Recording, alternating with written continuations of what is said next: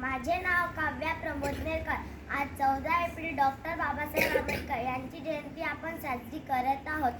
माननीय शिक्षक वृंद आणि माझ्या प्रिय मैत्रिणींनो, आज आपण एका महान व्यक्तिमत्वाची जयंती साजरी करण्यासाठी येथे जमलो आहोत. ते म्हणजे भारताचे शिल्पकार, संविधानाचे जनक डॉक्टर बाबासाहेब आंबेडकर. जिथे ज्ञानाचा प्रकाश तिथे अंधाराचा नाश, जिथे ज्ञानाचा प्रकाश तिथे अंधाराचा नाश. बाबासाहेबांच्या विचारांनी दिला जगणाऱ्यांना श्वास. बाबासाहेबांच्या विचारांनी दिला जगणाऱ्यांना श्वास.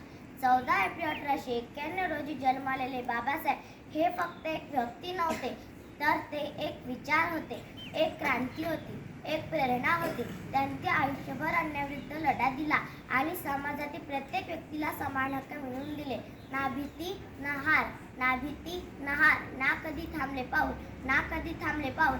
बाबासाहेबांनी दाखवला संघर्षाचा खरा मूलमंत्र अनमोल. बाबासाहेबांनी दाखवला संघर्षाचा खरा मूलमंत्र अनमोल. त्यांनी दिलेला संदेश शिका, संघटित व्हा आणि संघर्ष करा हा आजही आपल्या प्रत्येकासाठी मार्गदर्शक आहे. पुस्तकात रमले ज्ञानात वाढले, पुस्तकात रमले ज्ञानात वाढले. बाबासाहेबांनी जीवनाचे खरे अर्थ शिकवले, बाबासाहेबांनी जीवनाचे खरे अर्थ शिकवले.